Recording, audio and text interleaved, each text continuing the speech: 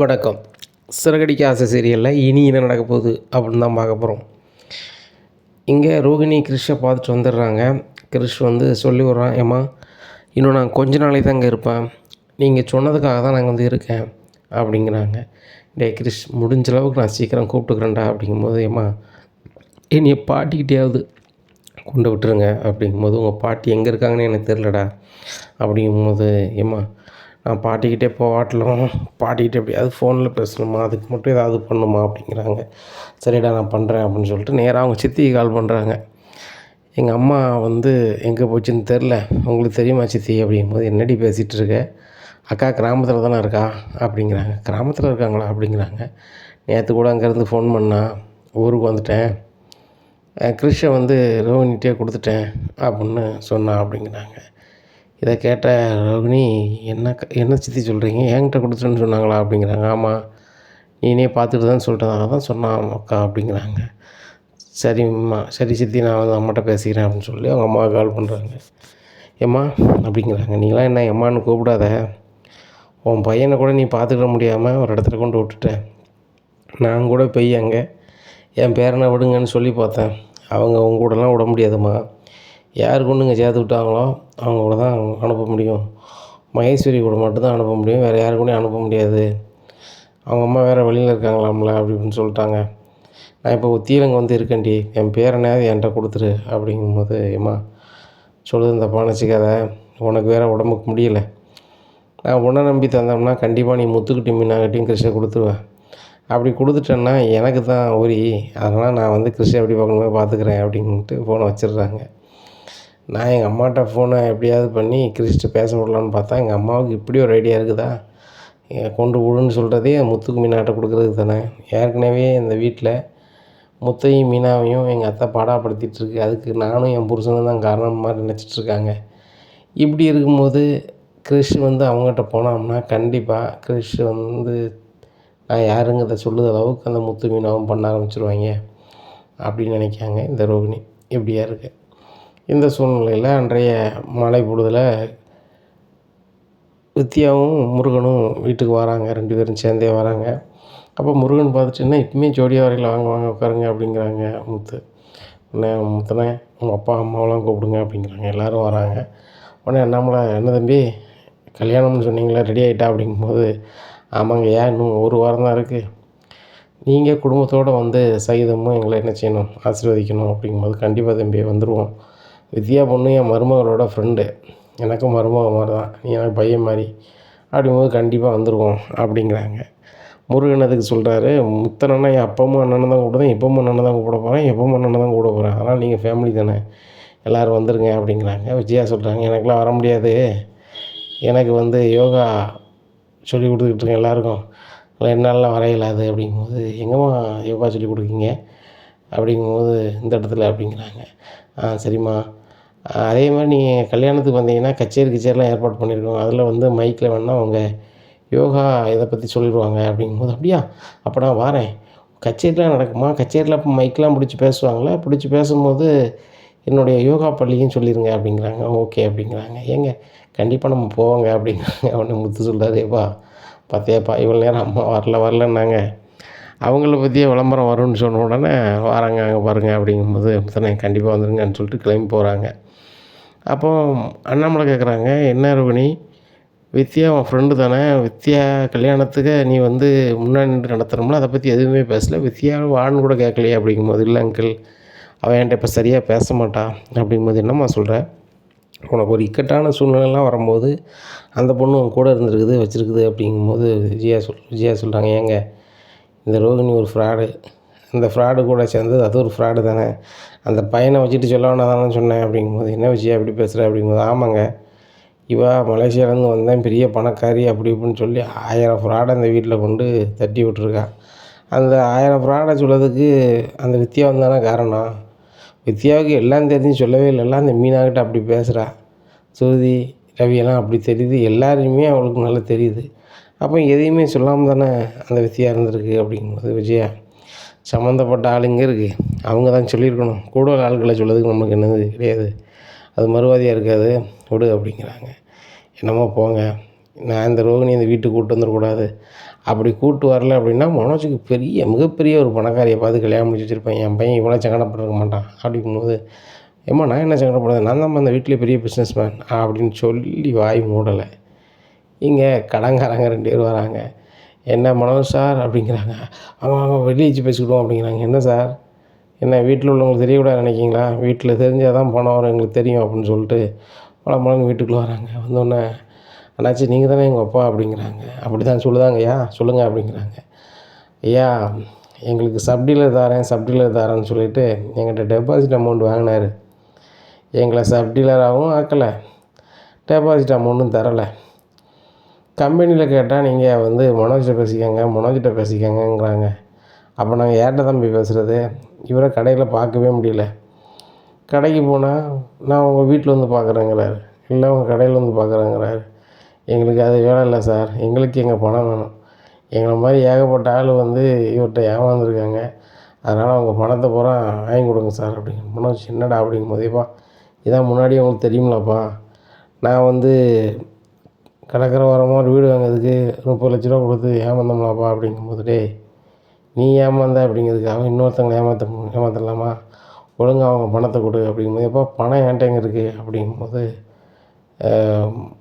மனோஜ் பஞ்சாயத்து ரோகிணி சொல்லுதாங்க, பணம் தானே உங்களுக்கு சேரும், அதுக்காக வீட்டில் சொல்லுவீங்களா, வீட்டில் சொன்னால் நான் தரமாட்டேன்னு என்ன செய்வீங்க அப்படிங்கும்போது, மேடம் ரொம்ப சூப்பர், நீங்கள் எங்கிட்ட பணம் எப்படி வாங்கினீங்கன்னு உங்களுக்கு தெரியுமா தெரியாதான்னு தெரியல, எங்கிட்ட அதுக்குள்ளே ஆதாரம்லாம் இருக்குது, அதை வச்சு நாங்கள் செய்ய வேண்டியது செஞ்சோம்னா நீங்கள் பர்னிச்சர் கடையை நடத்த முடியாது. ஆக அதை ஏலம் போட்டு கூட எங்களால் எடுக்க முடியும். நீங்களும் எங்களை மாதிரி தொழில் பண்ணுறீங்க. அந்த பாம்பே சந்தோஷ் சாரை சொல்லணும், அனுபவமே இல்லாத ஒரு ஆள்கிட்ட டிவி கம்பெனி பெரிய டீலர்ஷிப்பே கொடுத்துருக்காரு, அவரை சொல்லணும், எங்களுக்கு பணம் வந்தாகணும், பணம் வரல அப்படின்னா நாங்கள் சொன்னதை செய்ய வேண்டியிருக்கும். ஐயா நீங்கள் உங்கள் பையனுக்கு பேசி புரிய வைங்க, நாங்கள் கிளம்புறோம் அப்படின்னு சொல்கிறாங்க. உடனே முத்து சொல்கிறாரு, டே இங்கே பாரு, கடை வாங்கும் பணத்துலையோ மாமனார் பணத்துலையோ ஆரம்பிக்கலை, அப்பா பணத்தில் ஆரம்பித்தது, அந்த கடைக்கு எதாவது ஒன்றுனா அவ்வளோதான் அப்படிங்கிறாங்க. டே ஏன் கடைனா எனக்கு தெரியும் அப்படிங்கும்போது ரவி சொல்கிறார், ஏன்னா உன் கடைங்கிற, நீ நடத்துகிற, அப்பா பணத்தில் உருவாக்கப்பட்டது, கிட்டத்தட்ட எல்லாருக்குமே அதில் என்ன செய்ய முடியும், என்னென்னாலும் பண்ண முடியும், நீ ஒரு ஆள் மட்டும் வாங்கி வச்சுருக்க கடனால இவ்வளோ பேர் சங்கடப்படணும் அவசியம் இல்லை அப்படின்ட்டு இருக்கும்போது விஜயா சொல்கிறாங்க, டேய் அவனு என்னடா கடன் வாங்கணுன்னடா வாங்கினா, பீச் ஓரமாக ஒரு பங்களா வாங்கலான்னு சொல்லிட்டு இது பண்ணான், இப்போ இப்படி ஆயிடுச்சு அப்படிங்கும்போது அண்ணாமலை சொல்கிறாங்க, யாருமே பிஸ்னஸ் ஆரம்பித்த உடனே பங்களா வாங்கணும் சொத்து வாங்கணும்னு நினைக்க மாட்டாங்க, கொஞ்சம் ரன் ஆகி அதில் வர வருமானத்தில் வாங்கணும்னு நினைப்பாங்க, இப்படி கடன் வாங்கி இன்னொருத்தவங்களை ஏமாற்றி வாங்கினு நினைக்க மாட்டாங்க அப்படிங்கும்போது நான் என்னப்பா பண்ணுறது அப்படி இப்படின்ட்டு இருக்கும்போது ரவி சொல்கிறாரு, டேய் மனோஜ் அந்த ஆளை தான் பிடிச்சிட்டாங்க, ஏமாத்துறது உண்மை தான் நெசந்தான்னு தெரிஞ்சு போச்சு, நான் பணத்தை வாங்கி தரேன்னு சொல்லலாம்லடா ஸ்டேஷன்லேருந்து அப்படிங்கும்போது, ஆமாண்ணே அப்படின்னா, ஆமாண்ணவா என்னென்னு கேளுடா அப்படிங்கிறாங்க. ஸ்டேஷனுக்கு ஃபோன் பண்ணி கேட்குறாங்க. ஃபோன் பண்ணி கேட்கும்போது, அந்த ஆள் பணத்தை பூரா செலவு பண்ணது நெசந்தான், அவர் சொன்ன இடத்துக்குலாம் போய் பார்த்துட்டோம், அங்கே ஒரு பணம் இல்லை அப்படிங்கிறாங்க. உடனே மனோஜ் ஒரு மாதிரி இருக்கு, என்னடா ஆச்சு அப்படிங்கும்போது, அவங்ககிட்டலாம் பணத்தை வாங்க முடியாது, அவங்க எல்லாத்தையும் செலவு பண்ணிட்டாங்க அப்படிங்கும்போது முத்து சொல்கிறாரு, அவ்வளோ பணத்தை அவன் செலவு பண்ண வாய்ப்பு இல்லை, நான் அவனை தேடி கண்டுபிடிச்சி பணத்தை ரெடி பண்ணி தரேன்னு சொன்னேன், நீ தான் சொன்னேன் என் பொண்டாட்டி ஒரு முக்கியமான ஆள்கிட்ட அந்த பொறுப்பை கொடுத்துட்டா, அவங்க பார்த்துப்பாங்க அப்படின்னேன், கடைசியில் எப்படி இருக்குது, இப்போ கூட ஒன்றும் கெட்டு போடலடா, எனக்கு ஒரு 10,000 தரணும்னு சொல்லு, நான் அதை கண்டுபிடிச்சி தந்துடுறேன் அப்படிங்கும்போது, டேய் 10,000 இல்லை 20,000 தரேன் அப்படிங்கும்போது நம்மளை சொல்லுதாங்க, அவன் முத்து பேருக்கு தான் பணம் கேட்கான், பணமே கேட்க மாட்டான், நான் நீங்கள் சொன்னதுக்கு தான் நீ உன் வேலையை பாருன்னு சொன்னேன், முத்து நீ எப்படியாவது அந்த பணத்தை வாங்க பாரு அப்படின்னு, கண்டிப்பாக வாங்கிடுவோம்ப்பா, அது நம்ம பணம், அது கிட்டத்தட்ட ஓம் பணம்ப்பா, அந்த பணத்தை எப்படியாவது மீட்டு நான் உங்கள்கிட்ட தந்துடுறேன்ப்பா அப்படிங்கிறாங்க. சரிடா அப்படின்னு சொல்லிட்டு எல்லோரும் கிளஞ்சி போகிறாங்க. அப்போ ரூமுக்குள்ளே போய் ரோகிணி சொல்லுதாங்க மனோஜ்கிட்ட, அங்கே பாரு மனோஜ், அந்த பணத்தை நம்ம வாங்கினா மட்டும்தான் நம்மளுக்கு வரும், முத்து வாங்கிட்டான்னா கண்டிப்பாக உங்கள் அப்பாவை கையில் கொடுத்துருவாங்க, இல்லை அக்கௌண்ட்டில் போட்டுருவாப்புல, இல்லையா ரவியும் முத்தும் ஷேர் பண்ணி எடுத்துப்பாங்க, நம்மளுக்கு அது பிரயோஜனப்படாது, கடன்காரங்களுக்கு நம்ம கொடுக்கணும், இல்லைன்னா நம்ம கடையை நடத்த முடியாது, பார்த்தல எப்படி சொல்லிட்டு போனாங்கன்னு சொல்லிட்டு கடையை நாங்கள் ஏலம் போட்டுருவோம் வச்சுருவோங்கிறாங்க, நம்ம ஏலம் போட்டதுக்கு அந்த கடையை நடத்தணும், நம்ம முன்னேறி வரணும், நானும் பார்லர் வைக்கணும்னா அந்த கடை நம்மளுக்கு ரொம்ப அவசியமானது அப்படிங்கிறாங்க. ரோஹிணி நல்லாவே புரியுது, நம்ம எப்படி அந்த கதிரை இது பண்ணுறது, அவன் உள்ள தானே இருக்கான் அப்படிங்கும்போது, அவன் பொஞ்சாதி வெளியே தான் இருக்கான், அவங்க கொடைக்கானல்லையும் எங்கேயா தானே வந்து நீலகிரிலையும் எங்கேயா தானே இருக்குன்னாங்க. அது எங்கேன்னு நம்ம கண்டுபிடிச்சோம்னா போதும் அப்படிங்கும்போது, ரோகிணி முதல்ல கொடைக்கானலா நீலகிரியான்னு முதல்ல கன்ஃபார்ம் பண்ணிப்போம் அப்படிங்கும்போது, சரி ரைட் நாளைக்கு காலையிலே ஸ்டேஷனுக்கு போகணும்னு ஸ்டேஷனுக்கு போகிறாங்க.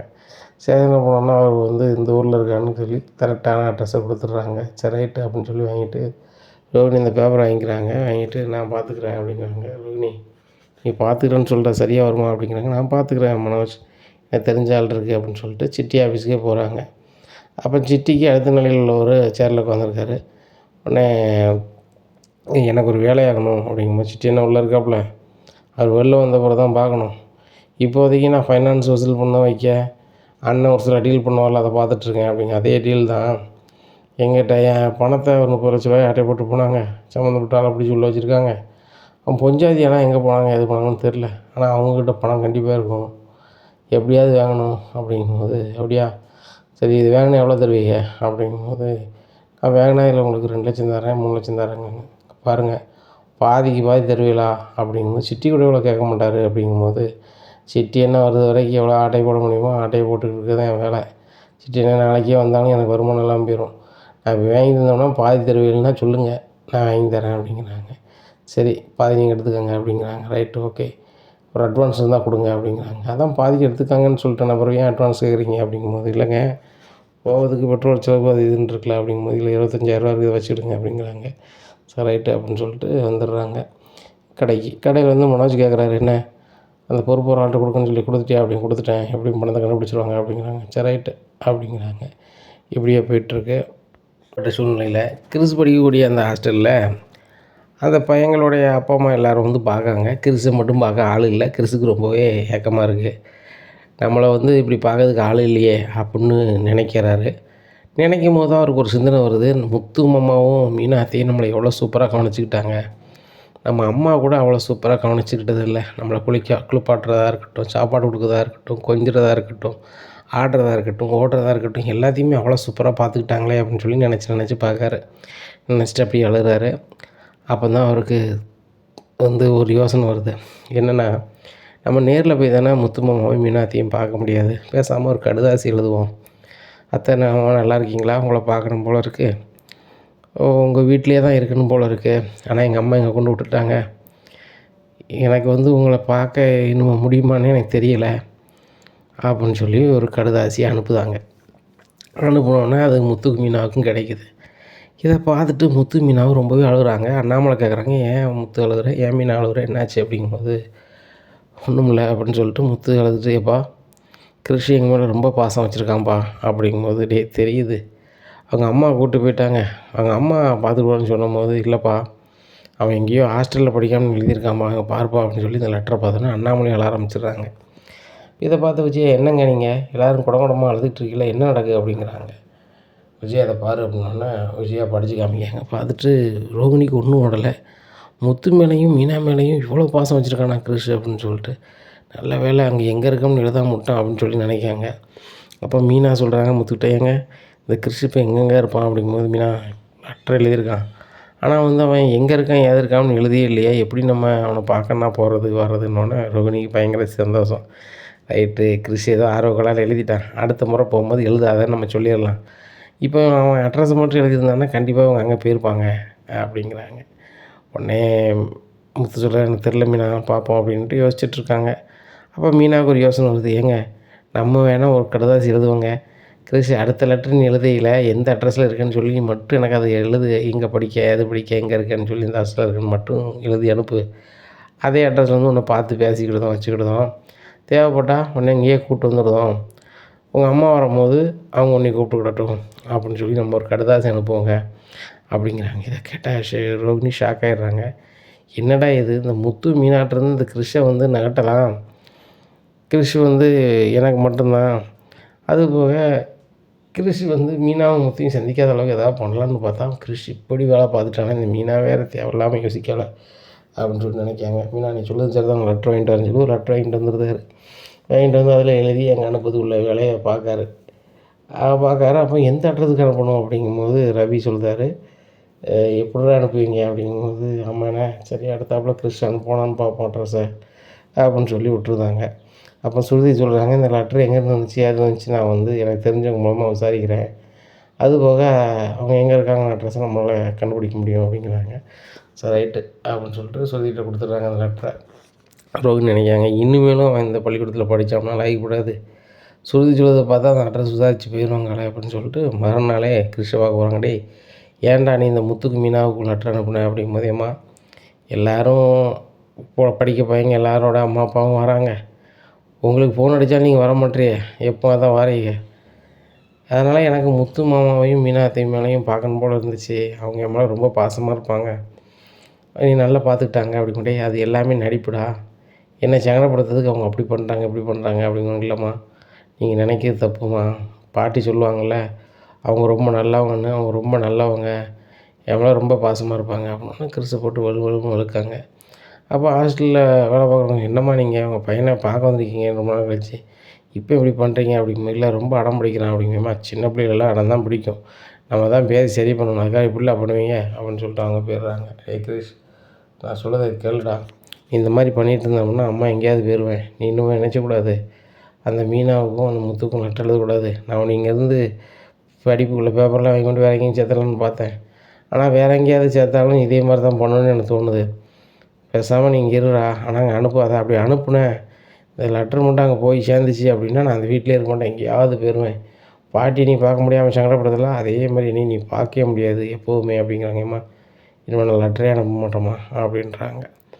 இங்கே முத்து மீனாவும் சுதிக்கிட்ட கேட்காங்க, என்ன அது எங்கே ஏதுன்னு கண்டுபிடிச்சிடலாம் அப்படிங்கும்போது, இல்லை பக்கத்தில் தான் இந்த ஊரில் வந்திருக்குன்னு மட்டும் சொல்கிறாங்க, ஏன் அப்படின்னு சொல்லி ஒரு ஊரை சொல்கிறாங்க, அதை சுற்றி எத்தனை ஹாஸ்டல் இருக்குது நமக்கு தெரியல, நீங்கள் தான் விசாரிக்கணும் அப்படிங்கிறாங்க. முத்து மீனாவும் சரி ரைட்டு அப்படின்னு சொல்லிட்டு, ஏங்க 2 நாள் நம்மளுக்கு வந்து கடுமையாக வேலை இருக்குது, எனக்கு டெக்கரேஷன் வேலை இருக்குது, உங்களுக்கு கார் ஆஃபர் இருக்குது, அதை முடிச்சுட்டு அந்த ஏரியாவில் எங்கேருந்து எங்கெல்லாம் வந்து ஹாஸ்டலோட சேர்ந்த பள்ளிக்கூடம் இருக்குன்னு சொல்லி விசாரிப்பாங்க அப்படிங்கிறாங்க. ஒரு 4 இடத்துல இருக்குது அப்படின்னு சொல்லியிருக்காங்க அப்படின்னு சொல்லிட்டு பேசுகிறாங்க. இந்த இவங்க பேசிக்கிட்டே இருக்கிறது ஹாலில் வச்சு தானே பேசுகிறாங்க. ரோஹிணிக்கு எல்லாமே கேட்குது. இனிமேலும் அந்த பள்ளிக்கூடத்தில் படித்தா லாய்க்கப்படாது அப்படின்னு சொல்லி அங்கே படிப்புக்குள்ளே பேப்பர்லாம் வாங்கி ரோஹிணி கிராமத்துக்கு பக்கத்து ஊரில் ஒரு ஹாஸ்டல் இருக்குது, அங்கே கொண்டு சேர்த்துட்டு போயிருந்தாங்க அவங்க பாட்டில். இங்கே கிறிஷோட பாட்டி கிறிஷை பார்க்கணும் போல இருக்குது, நேராக மெட்ராஸுக்குள்ள உள்ள ஹாஸ்டலுக்கு வராங்க. அங்கே அவங்க பேரன் இல்லை, பேரனை அவங்க அம்மா கூட்டி விட்டாங்க, வேறு இடத்துல படிக்கணும்னு கூட்டி விட்டாங்க அப்படிங்கிறாங்க. இதை கேட்டோடனே ரோஹிணி அம்மாவுக்கு ரொம்ப கடுப்பாயிருது. கிறிஷை வந்து பாடாதான் படுத்திகிட்ருக்காளா அப்படின்னு சொல்லிட்டு ரோஹிணி கால் பண்ணுறாங்க. என்ன நினச்சிட்ருக்க கல்யாணி, ரொம்ப ஓவராக பண்ணுற, ரோகிணின்னாவே மாறிட்டியா அப்படிங்கிறாங்க. என்னம்மா அந்த பேரோட அந்த பேர் நல்லா தானே இருக்குது, நல்லா தான் இருக்குது, இன்னையிலேருந்து நம்ம சொந்த பந்தத்துலேருந்து கல்யாணி கூப்பிட வச்சா அதேமாதிரி நீ நினச்சதெல்லாம் பண்ணிகிட்டு இருக்க அப்படிங்கும்போது, ஏம்மா என்னம்மா சம்மந்தமாக பேசிகிட்ருக்க, கிறிஸ் எங்கே கூட்டி சேர்த்துருக்க அப்படிங்கும்போது, ஆஹா அவன் அங்கே படித்த இடத்துல தான் படிக்கான், நீ தான் கடைசியாக பார்த்துட்டு போனேம்ல அப்படிங்கிறாங்க. அங்கேருந்து பேப்பரை வாங்கி வேறு எங்கேயோ கொண்டு போயிட்டான், என்ன நினச்சிட்ருக்க நீ அப்படிங்கும்போது, ஏம்மா அங்கே பாரு, அவன் எங்கே இருந்தாலும் சேஃபாக இருக்கான், ஒரி கிடையாது அப்படிங்கும்போது, ஒன்றால் தாண்டி ஒரி அவனுக்கு, நிம்மதியாக முத்து மீனாட்ட இருந்தாலும் அவன் பாட்டில் கல்வியிடம் போய்கிட்டு சந்தோஷமாக இருந்திருப்பான், அதனால தாண்டி அந்த வீட்டில் இருக்கான் சந்தோஷமாக இருக்கான்ட்டு வந்தேன், இப்போ என் பேர் எங்கே இருக்கான்னு தெரியணும் அப்படிங்கும்போது, இல்லை அதை சொன்னால் கண்டிப்பாக முத்துக்கு மீனாவை நீ கூப்பிட்டு சொல்லுவேன், அது லாயக்கூடாது அப்படிங்கும்போது, இங்கே பாரு உனக்கு 1 வாரம் டைம் தரேன், 1 வாரத்துக்குள்ளே என் பேரை எங்கே இருக்கான் ஏது இருக்கான்னு சொல்லணும், அப்படி சொல்லலையா உன்னை பற்றி உண்மை எல்லாத்தையுமே வந்து முத்து மீனா அந்த குடும்பத்தில் வந்து சொல்லிடுவேன், அதுக்கு மேலே அம்மையே வாழ்க்கையை பார்க்கணும் அப்படின்னு என்கிட்ட சொல்லிக்கிட்டு இருக்காத அப்படிங்கிறாங்க. ஏம்மா இந்த மாதிரி எதுவும் பண்ணிடாத, கிறிஸ் வேறு எங்கேயும் இல்லை, நம்ம ஊர்லேருந்து பக்கத்து ஊர்லேருந்து ஹாஸ்டலில் தான் படிக்கான், அவன் அங்கேயே படிக்கட்டும் அப்படிங்கும்போது, கொஞ்சமாவது இருக்காடி, பக்கத்தில் தான் நான் இருக்கேன், உனக்கு அங்கே படிக்கிறது பிடிக்கலாம் என்கிட்ட கொண்டு விட்டேன், என் பேரை நான் பார்த்துட்டு போகிறேன், நீ அங்கே கொண்டு விட்ருக்கிய அப்படிங்கும்போது, அங்கே பாரு உங்ககிட்டே நான் இருக்கட்டும், ஆனால் அந்த முத்துக்கிட்டையும் மீனாக்கிட்டையும் போகாத அளவுக்கு பண்ணு, அப்படி போகாத மாதிரி பண்ண அப்படின்னா நீ வந்து எங்கேயாவது போகிறன்ட்டு போனேன், நான் உண்மையிலே போயிடுவேன், ஏன் இந்த மண்ணை விட்டே போனாலும் போயிடுவேன் அப்படிங்கும்போது, இப்படிலாம் பேசாதே அப்படிங்கிறாங்க. அப்புறம் எப்படி பேச, நீனும் ஹாஸ்டலுக்கு வந்து நானும் வந்து சொல்லுவாங்க. 2 பேரும் போகிறாங்க. கிறிஷ் அங்கேருந்து கூப்பிட்டு நேராக கிராமத்தில் கொண்டு விட்டுதாங்க, அங்கே ஒரு பள்ளிக்கூடத்தை சேர்த்துட்டு ரோஹிணி கிளம்பிடுறாங்க. கிறிஷ் வந்து ரொம்பவே அழுகிறாங்க. பாட்டி நீங்கள் வந்ததில் சந்தோஷம்தான், ஏன் இந்த அம்மா அப்படி பண்ணுறாங்க, நீ ஒவ்வொரு பள்ளிக்கூடத்துலையாக சேர்க்காங்க, எனக்கு எப்படி பாட்டி ஃப்ரெண்ட்ஸ்லாம் கிடைப்பாங்க வைப்பாங்க, இந்த மாதிரி பண்ணுறாங்க அப்படிங்கும்போது, டேய் உங்கள் அம்மா வந்து முதல்ல வந்து உள்ளதை சொல்லி அவள் கல்யாணம் முடிச்சிருக்கணும், உள்ளது எதையும் சொல்லலை, நானும் சொன்னேன், இந்த வித்யா பிள்ளைன்னு சொல்லிச்சு கேட்கவே இல்லை, கடைசியில் 1000 பொய் சொல்லி எங்கள் அம்மா கல்யாணம் முடிச்சிருக்கா. இப்போ நீனும் நானும் கணக்கில் இல்லாமல் இருக்கேன்டா. இதான் நடக்கு. அம்மா இல்லைன்ட்டா, மோனும் இல்லைன்ட்டா, அப்போ ஒருத்தன் தான் இருக்கான், அதுவும் மலேசியாவில் இருக்கான்னு சொல்லுதான். இப்படி தான் உங்கள் அம்மா இது பண்ணிகிட்ருக்கா. அப்படிங்கும்போது நீங்கள் தானே பாட்டி சொல்லுவீங்க, பொய் சொல்லக்கூடாது, பொய் சொன்னால் பாவம் அப்படி இப்படின்னு சொல்லுவீங்க. என்னையும் அம்மா நிறைய பொய் சொல்ல வச்சுட்டாங்க, உங்களையும் நிறைய பொய் சொல்ல வச்சுட்டாங்க. அப்போ இது பாவம் இல்லையா பாட்டி அப்படின்னு கேட்குறாங்க. இங்கே பாட்டிக்கு என்ன சொல்லனே தெரில. முத்து மீனா இவ்வளோ பாசம் வச்சுருக்காங்க, அந்த வீட்டில் உள்ளவங்க கல்லுங்கூடவும் இல்லாமல் இருக்காங்க. இப்படி இருக்கும்போது அந்த வீட்டில் கூட நம்ம இவ்வளோ பொய்யை மறைச்சி அந்த வீட்டில் போய் சாப்பிட்டுட்டு இருந்துட்டு வந்திருக்கோமே, கிறிஷ் அவ்வளோ நல்லா பார்த்துக்கிட்டாங்களே, நம்ம எதுவுமே சொல்லலையே அப்படின்னு சொல்லி அவங்களுக்குள்ள மனசுக்குள்ளே ஒரு உறுத்தல் இருக்குது. எப்படியா இருக்குது. அங்கே ரோகிணி சரி ரைட்டு அம்மகிட்ட கொண்டு சேர்த்துட்டோம், அவங்க பார்த்துப்பாங்க. ஆனால் அந்த முத்து மீனாவும் கிராமத்துக்கு போகிற அளவுக்கு பண்ணணும். அவங்களுக்கு ஏதாவது ஒரு வரியை கொடுத்துக்கிட்டே இருந்தோம்னா கண்டிப்பாக என்ன செய்ய மாட்டாங்க, கிறிஷை பற்றி யோசிக்க மாட்டாங்க அப்படின்னு நினைக்காங்க. இங்கே எது நடந்தாலும் கிறிஷையும் இவங்க பார்க்காம இருக்க மாட்டாங்க. அந்த முத்து மீனாவும் அவங்க நேராக அங்கங்கே விசாரிக்காங்க. ஒரு இடத்துல கிறிஷ் இருக்கானா அப்படின்னு சொல்லிட்டு. ஒரு இடத்துல இல்லைங்காங்க. ஒரு இடத்துல ஆஃபீஸில் இங்கே தான் பார்த்தேங்க, இங்கே தான் போனாங்க, அப்போ இந்த ஹாஸ்டலில் தான் இருக்குன்னு சொல்லி மீனா கன்ஃபார்ம் பண்ணி சொல்லுதாங்க. அப்போ உள்ளே போய் கேட்காங்க, கிறிஷுங்கிற பையன் யாருங்க இல்லை அப்படிங்கும்போது, சார் இல்லாமல் இருக்கலாம், இதுக்கு முன்னாடி படித்தேன்னா அந்த லிஸ்ட்லேயே பாருங்களேன் அப்படிங்கும்போது, நீங்கள் சொல்லுது சரி, அவங்க அம்மா நேத்தான் வந்து கூப்பிட்டு போகிறாங்க அப்படிங்கும்போது, இன்னும் நேத்தானா அப்படிங்கிறாங்க. ஆமாம், அவங்க அம்மா நேத்தான் வந்து கூப்பிட்டு போகிறாங்க, இங்கே கிடையாது அப்படிங்கிறாங்க. இதை கேட்டவுடனே அவங்களுக்கு என்னங்க, நம்ம கிறிஷை பார்க்கணும் வைக்கணும்னு நினைக்கும் போது யாருங்க இப்படி பண்ணிகிட்டே இருக்கா, நம்ம பேசுறது முதற்கொண்டு அவங்களுக்கு எப்படி தெரியுது அப்படிங்கும்போது மீனா, அதான் எனக்கு ரொம்ப குழப்பமா இருக்குது. நம்ம கிறிஷை பார்க்க போகணுன்னு சொன்னாக்கா கிறிஷை வந்து வேறு எங்கேயும் கூப்பிட்டு போகிறது, நம்ம கூட பேசக்கூடாதுன்னு நினைக்கிறது, யார் இப்படி நினைக்கான்னு எனக்கு ஒன்றும் புரியல. கண்டிப்பாக அப்படி நினைக்காங்கன்னா நம்மளுக்கு வேண்டாத ஆளாக தான் இருக்கணும் அப்படிங்கும்போது அது என்னமோ புரியுதுங்க. ஆனால் கிறிஷ் விஷயத்தில் எல்லாமே நம்மளுக்கு வந்து புரியாமையே போய்கிட்டே இருக்குங்க. அப்படிங்கும்போது மீனா நம்மளுக்கு புரியக்கூடாதுன்னு நினச்சி தான் யாராவது பண்ணுறாங்க. கண்டிப்பாக நம்மளுக்கு ஒரு நாள் உண்மை தெரிய வரும் அப்படிங்கும்போது சீதா கால் பண்ணுறாங்க மீனாவுக்கு. அக்கா இப்போவும் வீட்டுக்காரர் ஏங்க தேவையில்லாமல் பண்ணியிருக்காரு அப்படிங்கிறாங்க. என்ன பண்ணியிருக்காரு அப்படிங்கிறாங்க. மேலும் அந்த 3 பேர் வந்து என் வீட்டுக்காரர் வீட்டில் வந்து சத்தம் போட்டு போனாங்களாம். என் வீட்டுக்காரர் ஃபோன் பண்ணார், உங்கள் மாமா ஓவராக பண்ணுறாரு, நான் கூட சொந்தக்காரன்னு பார்த்துட்டே இருக்கேன், பொறுத்து போயிட்டே இருக்கேன், ஆனால் உங்கள் மாமா ஓவராக பண்ணுறாரு அப்படின்னு சொல்லிட்டாப்புல. எதுக்கா இப்படி பண்ணுறாரு மாமா அப்படிங்கும்போது, என்னடி நினச்சிட்ருக்க, அன்றைக்கி வாங்கினது பத்தாதா, ஓவராக பேசிகிட்டு இருக்கேன், என் வீட்டுக்காரன் அப்படி செய்ய மாட்டார் அப்படிங்கும்போது, உன் வீட்டுக்காரரை ஃபோனை கொடு அப்படின்னு சொல்கிறாங்க. உடனே எங்கள் சீதா பேசுகிறேன், சீதா எப்படி இருக்க, வீட்டில் நல்லா இருக்காங்களா அப்படின்னு கேட்க தான் செய்தாங்க முத்து. உடனே சொல்லுதாங்க, இதெல்லாம் வக்கனையாக கேட்குங்க, எப்படி நடந்துக்குன்னு ஏது நடந்துக்குன்னு தெரியாதா, ஒழுங்காக படிச்சிருந்தா உங்களுக்கு தெரியும் அப்படின்னோடனே சல்லுன்னு கோந்துடுது. என்ன சீதா எப்படி பேசுகிற, மாமாட்ட தான் பேசுத மறந்துட்டு பேசுதியா அப்படிங்கிறாங்க. நான்லாம் உங்களை ஏன் மாமான்னு கூப்பிட்டேன்னு எனக்கு இருக்குது, அவ்வளோ கடுப்பாக இருக்குது, உங்களை நான் அவ்வளோ பெருமையாக நினச்சேன், ஆனால் நீங்கள் இவ்வளவு கீழாக இருப்பீங்கன்னு நினச்சி கூட பார்க்கல அப்படிங்கிறாங்க. சீதா நீ என்ன தான் பேசுகிற அப்படிங்கிறாங்க. என்ன பேசுகிறேன்னா, என் வீட்டுக்காரர் உங்களுக்கு என்ன செஞ்சார், என்ன பாவம் செஞ்சார், நீங்கள் தப்பு செஞ்சுருப்பீங்க, அவர் வந்து கேள்வி கேட்டிருப்பார், கேள்வி கேட்டால் அவரை நீங்கள் வந்து மனசில் வச்சுக்கிட்டே பண்ணுவீங்களா அப்படிங்கும்போது, ஏம்மா கிறிஷை பார்க்க நாங்களே அலைஞ்சிட்ருக்கோம், நான் என்னம்மா பண்ண போகிறேன் அப்படிங்கிறாங்க. நீங்கள் என்ன பண்ண போகிறீங்களா, அன்றைக்கி என்னன்னா ரோட்டில் போகும்போது 3 பேரை பைக்கில் வர வச்சு என் வீட்டுக்காரை அந்த பூசை கொடுத்துருக்கீங்க, எப்படி இருக்கும் வீட்டில் வந்து இன்றைக்கி வந்து உங்கள் ஆளுக்கு வந்து அப்படி இப்படின்னு பேசி போயிருக்காங்க, இது ரொம்ப ஓவராக இருக்குமாம்மா அப்படிங்கிறாங்க. இதை கேட்ட முத்துக்கு, இங்கே பாரு உங்கள் வீட்டில் கேமரா எல்லாம் இருக்குல்ல அப்படிங்கிறாங்க. ஆமாம் இருக்குது அப்படிங்கிறாங்க. வந்த 3 பேர் யாருன்னு அந்த ஃபோட்டோ வச்சு நீனே ஸ்டேஷனில் கொண்டு கொடு, அப்படி அவங்க இனிதாம்னு சொன்னால் நானே உள்ளே போகிறேன் அப்படிங்கிறாங்க. மாமா அதை தான் செய்ய போகிறேன், அதை உங்கள்கிட்ட சொல்லிவிட்டு செய்யணுங்கிறதுக்காக தான் அவங்களுக்கு ஃபோன் பண்ணேன் அப்படிங்கிறாங்க. சீதா நேராக வீட்டுக்கு போகிறாங்க. அங்கே அருண் அந்த நேரத்தில் வேலைக்கு போயிருந்தார். என்ன அருணுருக்கு ஏரியா வேறு ஸ்டேஷனு, அவர் வேலை பார்க்குற வேறு ஸ்டேஷனு. அப்போ இவங்க என்ன செய்தாங்க, அந்த வீடியோவை கொண்டு ஸ்டேஷனில் கொடுக்காங்க. சம்மந்தப்பட்ட ஸ்டேஷனில், சார் எங்கள் வீட்டில் வந்து என் வீட்டுக்காரர் சத்தம் போட்டு போகிறாங்க 3 பேர், கேட்டால் எங்கள் மாமா கிட்ட வச்சுக்கிட்டு அவ்வளோதான் அப்படின்ற மாதிரி போன மாதிரி சொல்லுதாங்க என் வீட்டுக்காரர். அவங்க யார் என்னென்னு பார்த்து இப்படி பண்ணணும் சார், என் வீட்டுக்காருக்கு இவங்களால உரியாக இருக்குது, என் வீட்டுக்காரர் ரொம்ப பயப்படுதாரு வைக்காரு, ரொம்ப சங்கடமாக இருக்குது அப்படிங்கிறாங்க.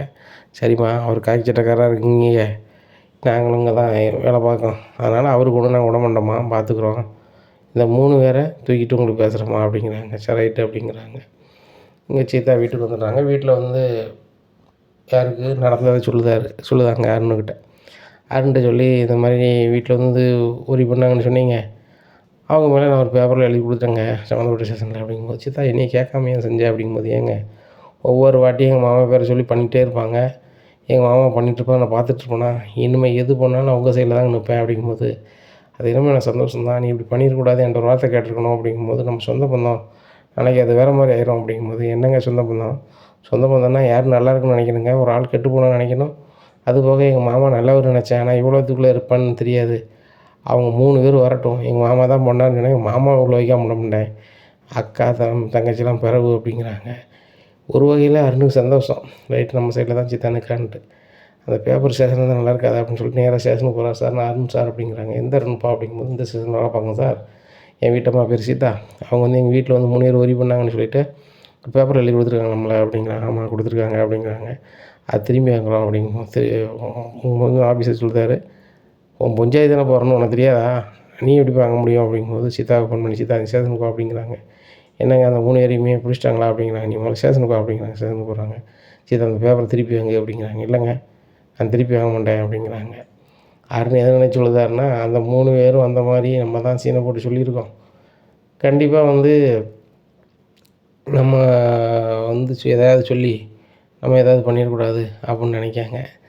நம்மளுக்கு ஏதாவது ஆப்பாயிடக்கூடாது அப்படின்னு சொல்லிட்டு உடனே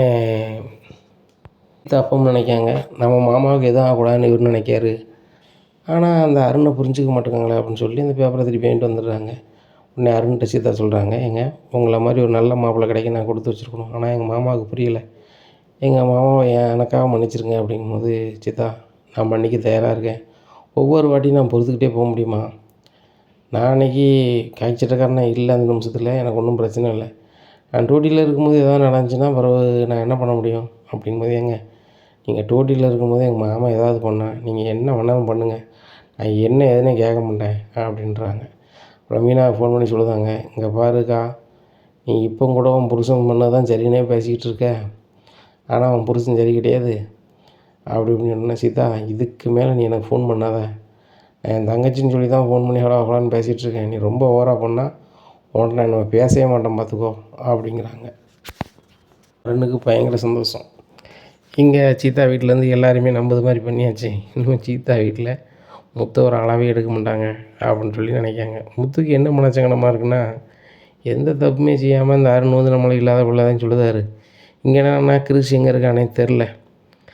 அதுபோக எங்கள் அப்பா ரொம்ப ஃபீலிங்கில் இருக்கார். மனோஜ் கடை வந்து கடை இல்லாமல் போயிருமோ அப்படின்னு நினைக்காரு. இந்த 3 குழப்பத்தில் பெரும் குழப்பமாக இருக்குது, என்ன பண்ணேன்னு அவரும் இருக்கார்.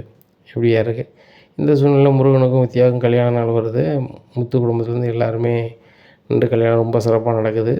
இங்கே ரோகிணிக்கு மட்டும் ரொம்ப கடுப்பாக இருக்குது. நம்மகிட்ட செலவுக்கு எதுவுமே பணம் இல்லை, ஆனால் அந்த வித்யா இவ்வளோ செலவு பண்ணி இவ்வளோ விமர்சரியாக வந்து இவ்வளோத்துக்குள்ளே கல்யாணத்தை நடத்த வைக்கிறாளே அப்படின்னு சொல்லி அவங்களுக்கு ஒரு பொறாமை. வித்யாவும் பேசவே இல்லை.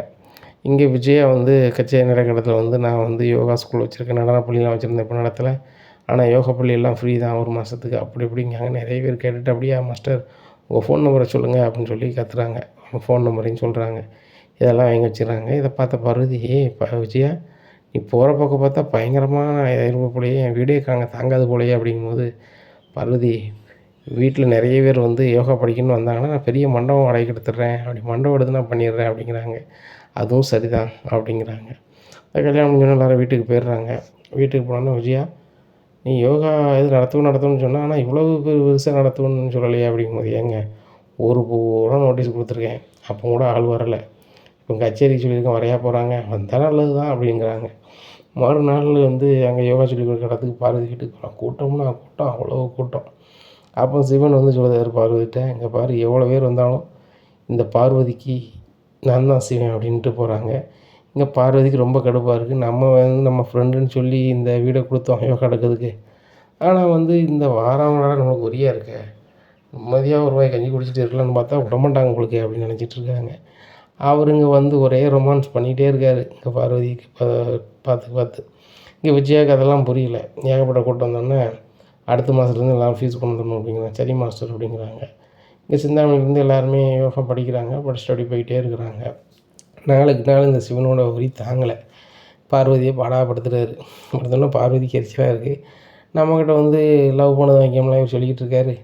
இதை வந்து நம்ம விஜயாட்ட சொன்னால் விஜயா ஒரு மாதிரி நினைப்பாளே அப்படின்னு சொல்லி மனசுக்குள்ளே வச்சுக்கிறாங்க. இப்படியா இருக்குது இந்த சூழ்நிலையில். எப்படியாவது நம்ம பார்வதியை கல்யாணம் முடிக்க வேண்டியதான் அப்படின்னு சொல்லி நினைக்காத இந்த சிவன் அவர் ஃப்ரெண்டுகிட்ட பேசுகிறார். இந்த மாதிரி நான் ஒரு பொண்ணை விரும்புகிறேன் அப்படிங்கும்போது, என்னது இந்த வயசில் விரும்புதியா அப்படிங்க? இந்த வயசில் விரும்பக்கூடாதா? பார்வதின்னு ஒரு ஆளை பார்த்தேன். பார்த்தோன்னே பிடிச்சி போச்சு. கிட்டத்தட்ட என் வயசு தான். எனக்கு கல்யாணமே ஆகலை. அவங்களுக்கு கல்யாணம் ஆகி வீட்டுக்கார போய் சேர்ந்துட்டாராம். அவங்களுக்கும் யாரும் இல்லை, எனக்கும் யாரும் இல்லை. நான் கல்யாணம் முடிக்கல என்ன தப்பு அப்படிங்கும்போது, யோ நீ சொல்லுறதுலாம் சரியாக வருமா ஐயா அப்படிங்கிறாங்க. சரியாக வரும்னு நினைக்கிறேன். அவங்களுக்காக தான் இந்த யோகா படிக்கிறதுக்கே போகிறேன். அவங்க முறையாக பார்க்கும்போது என்னை பிடிச்சிக்கிட்டு அப்படி இப்படிங்கிறாங்க. சரி எதனாலும் பார்த்து செய் அப்படிங்கிறாங்க. இங்கே மறுநாள் பார்வதிட்டு வந்து பேசுகிறாங்க. பார்வதி நான் வந்து உங்களை கல்யாணம் பண்ணிக்கலான்னு பார்க்கேன் அப்படின்னா பார்வதிக்கு சரியான கோபமாயிருது. கோபமானோன்னு வெளுன்னு வெளுக்காங்க. அன்றைக்கி விஜயா வரலை அந்த யோகா பள்ளிக்கூடத்துக்கு. வெளுன்னு வெளுத்தோன்னா அவர் போயிடுறாரு. போயிட்டு 2 நாளாக யோசிக்கார். நம்ம எப்படி இதை சக்ஸஸ்ஃபுல்லாக அந்த கல்யாணத்தை முடிக்கலாம் அப்படின்னு சொல்லி நினைக்கும் போது தான் விஜயாவை பற்றி விசாரிக்காங்க. பணத்துக்காக வந்தம்மா என்னென்ன செய்யும், பணக்கார மருமகன்னு சொல்லி தான் கல்யாணமே முடிச்சு வச்சுருக்கு. கடைசியில் தான் பணக்காரி இல்லைன்னு தெரிய வந்துச்சு அப்படி இப்படிங்கிறாங்க. ஃப்ரெண்டு யாருன்னா ராஜேஸ்வரி அப்படி இப்படின்னு எல்லாத்தையுமே தெரிஞ்சிருது. தெரிஞ்சோடனே ராஜேஸ்வரி வீட்டுக்கு போகிறாங்க. ராஜேஸ்வரிகிட்ட பேசுகிறாங்க. இந்த மாதிரி உங்கள் ஃப்ரெண்டு விஜயாவோட ஃப்ரெண்டை நான் விரும்புகிறேன் அப்படிங்கும்போது, அப்படியா அவங்க பேர் பார்வதி தானே அப்படிங்கிறாங்க. ஆமாம் அப்படிங்கிறாங்க. சரி ரைட்டு, விஜயா பணத்துக்காக வேணாலும் செய்வான், நான் விஜயா வர சொல்லுதேன் என் வீட்டுக்கு அப்படின்னு சொல்லி விஜயாவை ஃபோன் பண்ணி ராஜேஸ்வரி வர சொல்கிறாங்க. ராஜேஸ்வரி வீட்டில் சிவன் இருக்கார். இதை பார்த்தோன்னே, என்ன ராஜேஸ்வரி இவர் என்கிட்ட யோகா படிக்காரு, நீ இங்கே வர சொல்லியிருக்க அப்படிங்கும்போது, மாஸ்டர் நான் தான் உங்கள்கிட்ட பேச வர சொன்னேன் அப்படிங்கிறாங்க. என்ன விஷயம் அப்படிங்கும்போது, நான் ஒரு பொண்ணை விரும்புகிறேன். என்னது நீங்கள் ஒரு பொண்ணை விரும்புதீங்களா? நான் கல்யாணம் முடிஞ்ச ஆளுக்கு தானே வந்து இதை எடுத்தேன் அப்படிங்கும்போது, இல்லை இல்லை எனக்கு கல்யாணம் ஆகலை, ஆனால் இன்னும் ஆயிரும் அப்படிங்கிறாங்க. என்ன ராஜேஸ்வரி சொல்கிறாப்புல அப்படிங்கும்போது, வேறு ஒன்றும் இல்லை, இவருக்கு ரொம்ப வயசாகி போச்சு, கல்யாணமே முடிக்கலை, நான் சொத்து பத்து நிறைய இருக்குது, பணம் கோடிக்கணக்கில் இருக்குது அப்படிங்கும்போது, அப்படியா கோடிக்கணக்கில் இருக்கா அப்படிங்கம்மா, அதனால் அவருக்கு ஒரு இது மறுமணம் செய்யணும்னு நினைக்காரு, அது பார்வதியை விரும்புகிறாரு அப்படிங்கிறது. பார்வதியை விரும்புகிறாரா அப்படிங்கும்போது, ராஜேஸ்வரி நீ என்ன பேசிகிட்டு இருக்க? அவள் பேரம்பேத்தி எடுத்துட்டான், அது போக அவளுக்கு யாரும் இல்லை அப்படிங்க, அதனால தான் அவர் வந்து கல்யாணம் முடிக்கணும்னு நினைக்காரு. அவர் ஒரு வகையில் எங்களுக்கு சொந்தம் தான், விசாரித்து பார்க்கல, நல்ல ஆள், கல்யாணம் பண்ணணும் நல்லா பார்த்துப்பார் வச்சுப்பார் அப்படிங்கிறாங்க. இங்கே பாரு இது நடக்கவே நடக்காது அப்படிங்கும்போது, விஜயா நான் சொல்கிறத முழுமையாக கேளு, நீ இந்த கல்யாணத்தை முடிச்சு வச்சா உனக்கு 30 லட்ச ரூபா தாராராம், எப்படி அப்படிங்கிறாங்க. இதை கேட்ட விஜயா என்னது, பார்வதிக்கும் இந்த சிவனுக்கும் கல்யாணம் முடிச்சு வச்சா எனக்கு 30 லட்சம் தருவாரா அப்படிங்கிறாங்க. ஆமாம் 30 லட்சம் தருவார், அட்வான்ஸாக இன்றைக்கி ஒரு 5 லட்ச ரூபா தர சொல்லுதேன் அப்படிங்கிறாங்க. ராஜேஸ்வரி நீ உண்மையை தான் சொல்லுதியா அப்படிங்கிறாங்க. பணத்தை பார்த்தோன்னே விஜயா வாயை பழக்காங்க. பணம்னா தான் போதுமே, உன்னை சிவன் ஃபோன் பண்ணி அவங்க இந்தியாவில் வர சொல்லி 5 லட்ச ரூபாய் கையில் கொடுத்துட்றாங்க. விஜய் அதை வாங்கிட்டு 5 லட்சம் இன்னும் நம்மளுக்கு 25 லட்சம் வரப்போகுது அப்படின்னு சொல்லிட்டு, சரி இதை பார்த்துட்டு சொல்லக்கூடாது, நம்ம நாசுக்காக பண்ணணும் அப்படின்னு சொல்லிட்டு, சிவன் நான் சொல்லுது அன்னைக்கு பொண்ணு கட்டுவாங்க, நான் எல்லாம் ரெடி பண்ணிடுவேன், நான் அதை எப்படி சரி பண்ணணும் நான் சரி பண்ணிடுவேன், நான் சொன்னால் பார்வதி கேட்பா அப்படி இப்படிங்கிறாங்க. அதான் மாஸ்டர் எனக்கு வேணும், அதே தான் வேணும் அப்படின்ட்டு போயிடுறாங்க. இந்த 5 லட்ச ரூபாய் கொண்டு நகையை எடுக்காங்க. புதுசாக ஒரு நெக்லஸ் கழுத்தில் போட்டிருக்காங்க. அப்போ வீட்டில் அண்ணாமலை பார்த்துட்டு, என்ன வச்சியா புதுசாக ஒரு நகை இருக்குது அப்படிங்கும்போது, இல்லைங்க நான் தான் எடுத்தேன் அப்படிங்கும்போது, உன்னோட யோகா பள்ளிக்கூடத்தில் பணம் எதுவும் வேண்டாம், அடுத்த மாதத்துலேருந்து தான் பணம்ட்டேன், இப்போ எப்படி இந்த பணம் வந்துச்சு அப்படிங்கும்போது, ஏங்க நான் கொஞ்சம் கொஞ்சமாக சேர்த்து வச்சேங்க அப்படிங்க. விஜயா நீ கொஞ்சம் கொஞ்சமாக சேர்த்து வச்சேன், இருக்க காசை உடனே கொண்டு என்னத்தையாவது சேலை எடுக்கேன் அதை எடுக்கேன் எதை எடுக்கணும்னு சொல்லி செலவு பண்ணிகிட்டே தான் இருப்பேன், நீ சேர்த்து வச்சு நான் பார்த்ததே இல்லை இந்த 30 வருஷத்தில், இப்போ எப்படி வந்துச்சு அப்படிங்கும்போது, ஏங்க சேர்த்து வச்சோன்னா கொடுங்களேன் அப்படிங்கிறாங்க. உடனே முத்து சொல்லாது, எப்பா நீ சொல்லுதும் சரிதான்ப்பா, இது கொஞ்சம் டவுட்டாக தான் இருக்குது அப்படிங்கிறாங்க. டேய் உனக்கு முன்னாடிக்கு டவுட் ஆயிரும் அப்படின்னு சொல்லிட்டு அவங்க வரல போயிருந்தாங்க. இங்கே விஜயாவுக்கு ஒரே இதாக இருக்குது, யோசனையாக இருக்குது. இன்னும் 25 லட்ச ரூபாயை அந்த சிவன்கிட்ட வேணும்னா கண்டிப்பாக பார்வதிக்கும் சிவனுக்கும் கல்யாணம் முடிச்சு வச்சிடணும், அவனா தான் நடக்கும் அப்படின்னு சொல்லி மனசுக்குள்ளே ஒரே சிந்தனையாக இருக்குது. இங்கே நைட்டு அண்ணாமலை தூங்கிறாங்க, விஜயா தூங்காமே கிடக்காங்க. அப்போ என்ன விஜயா இன்னும் தூங்கலையா அப்படின்னு, தூங்கணுங்க அப்படின்னு சொல்லிட்டு கண்ண மூடி தூங்கிடுறாங்க. மறுநாள் காலையில் விடியுது. பார்வதியை கூப்பிட்டு ஒரு வெளியூர் போகிறாங்க விஜயா. பேட்டி சொல்லுதாங்க, பார்வதி நீ சந்தோஷமாக இருக்கியா அப்படிங்கும்போது, எங்கே சந்தோஷமாக இருக்கேன், என் வீட்டுக்காரர் இருக்கும்போது சந்தோஷமாக இருந்துச்சு, இப்போ எனக்கு ஒரு துணை இல்லை, ரொம்ப சங்கடமாக தான் இருக்குது, என் மனசில் உள்ளதை சொல்ல முடியல, வைக்க முடியல, பேச முடியல, அப்படி இல்லைங்கிறாங்க. அதுவும் சரி தான், இப்போ என் வீட்டுக்காரர் 1000 நீ பேசினாலும் ஏசினாலும் எனக்குன்னு உள்ள பாரத்தை சொல்லி இறக்கி வைக்க ஒரு ஆள் இருக்கார், உனக்குன்னு யாருமே இல்லைல்ல அப்படிங்கும்போது, அதெல்லாம் வந்து கொடுப்பணும், எனக்கு அந்த கொடுப்பனும் இல்லை, உனக்கு அந்த வாய்ப்பு இருக்குது, அதை நீ பயன்படுத்த மாட்டேங்க. அண்ணாமலை அண்ணா வந்து மற்ற ஆள் மாதிரி ஒரி பண்ணது ஆள் கிடையாது, ஆனால் கரெக்டாக இருக்கிறத செய்வார், ஆனால் அவர்கிட்ட நீ எட்டி பிடி தானே பேசுது, எட்டி பிடி தானே பண்ணுது அப்படிங்கும்போது, இங்கே பாரு பார்வதி அதெல்லாம் பேச வரல, உனக்குன்னு ஒரு வாழ்க்கை வேணும் அப்படிங்கிறாங்க. எனக்கு என்ன இந்த வாழ்க்கை போதும், என் பையனையும் பேத்தியும் வீட்டுக்கு வந்தவனா போதும், இதான் நீ புரிஞ்சுக்க மாட்டேக்காவா, இப்போ நீ இருக்க உன் அக்கா மாதிரி என்ன பிள்ளை மாதிரி பார்த்துக்கிட்டா போதும் அப்படிங்க. இப்படிலாம் இருக்கக்கூடாது, எல்லாருக்கும் துணை வேணும் அப்படிங்கிறாங்க. என்ன இதையே பேசிகிட்டு இருக்க விடு அப்படிங்கிறாங்க. உடனே ஒரு கட்டத்தில் விஜயா சொல்கிறதுக்கு ஆமாம் சொன்னால் தான் நல்லது தான், சரி கிளம்புவோம் அப்படின்னு சொல்லி வீட்டுக்கு கிளம்பிடுறாங்க.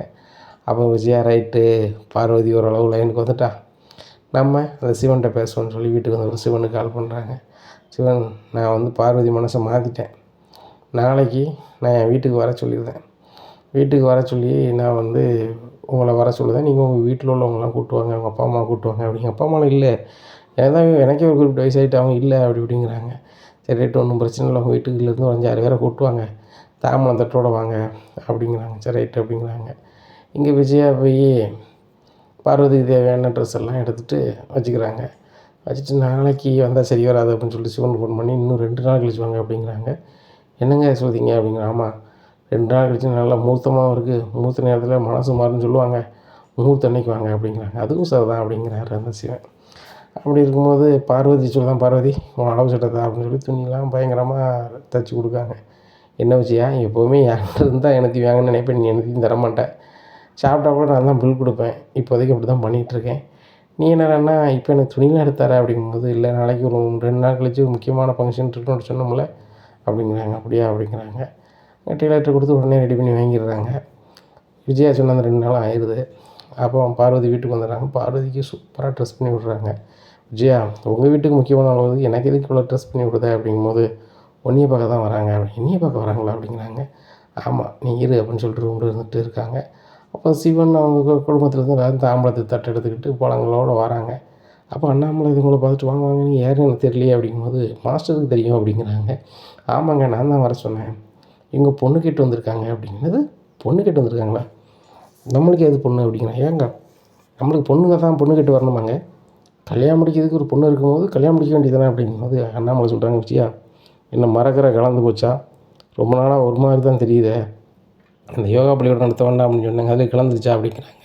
ஏங்க நீங்கள் வேறு சும்மா இருங்க, மீனா என்னடி செஞ்சிட்ருக்கேன், இவ்வளோ பேர் வந்திருக்காங்க, சமையல் ரெடி பண்ண அப்படிங்கிறாங்க. அத்தை பண்ணுறேன் அப்படின்னு சொல்லிட்டு அவங்க சாப்பாடு ரெடி பண்ணுறாங்க.